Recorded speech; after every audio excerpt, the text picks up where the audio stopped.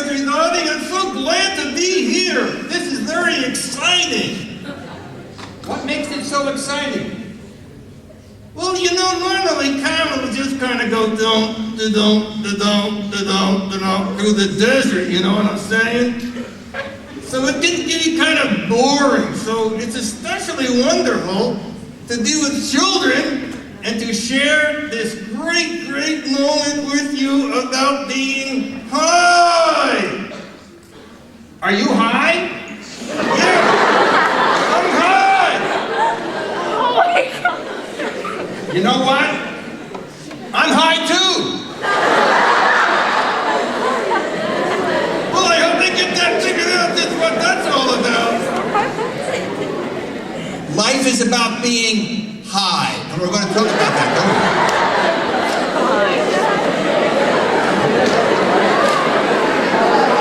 Got it just a little bit, right, Frankie?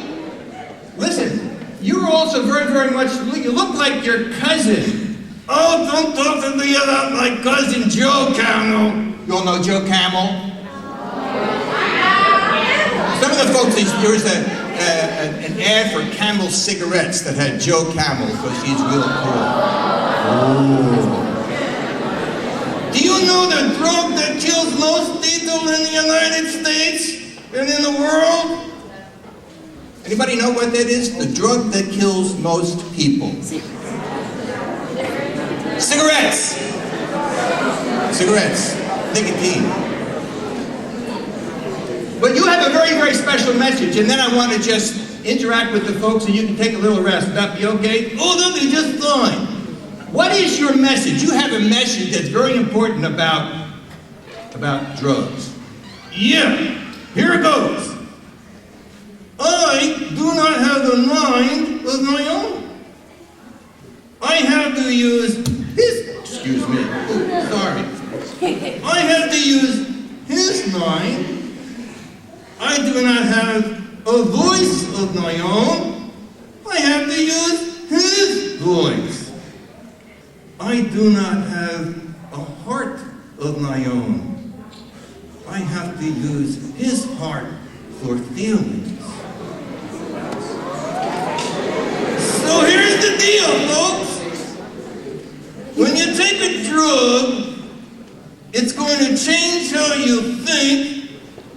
It's going to change how you talk, and it's going to change how you feel. It's like the drug takes over. Right. The drug takes over completely. You don't have you anymore. You got something else occupied in your mind, in your mouth, and in your heart. So would you mind telling these young people how they can get high naturally? Wouldn't that be great if we could do that? High naturally. That's the secret. So tell them how to do that, okay? I would be delighted to do that. So, you want to go take a little rest? Yeah, that'd be fine. Listen, young people, thank you so much. I'm so glad to be here. And I wish you much, much happiness and joy in your life. Okay? Bye-bye.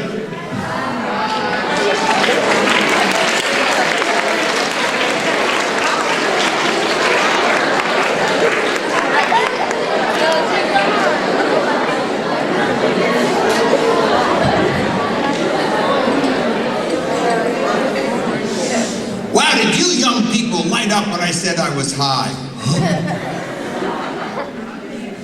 I have a joy in my heart to be here. For young people who live in a society in which there's so many, many people that are getting high on marijuana, alcohol, cocaine, pills. It's like they don't like the way they feel. So we gotta change how we feel by popping or smoking or drinking something else.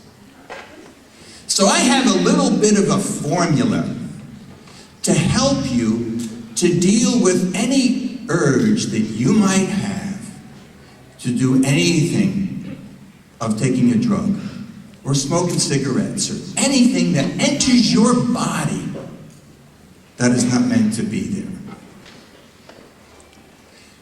Let's take marijuana as an example. When these lights begin to go, these fluorescent lights up here, what begins to happen? It gets darker, yeah, because they start going out. But they do something between the light and the total dark. They flicker. They flicker. They start going like this. When someone smokes marijuana, they get what I call brain flicker. It means that our brains are made up of hundreds of millions of what we call neurons. The little tiny neurons that run by electricity. Did you know that you ran by electricity? We're this incredibly marvelous computer. In order for you to know where you are right now, in order that you know your name, in order that you remember what you did this morning before getting to school, you figure what you're going to do after school, to be able to do that, all these neurons are just bouncing around and doing their work so that they can tell you who you are, what you're thinking, what you're feeling, and so on. What marijuana does is it gums up the jumping off points of these neurons and slows them up. And so the electrical firing, which is meant to be very exciting and very active, begins to slow up. And they get sluggish. And you get zoned out. And you lose your motivation. You lose your drive. And you begin to lose yourself. What I want to teach you is explore with you, what do you do instead when you don't like the way you feel?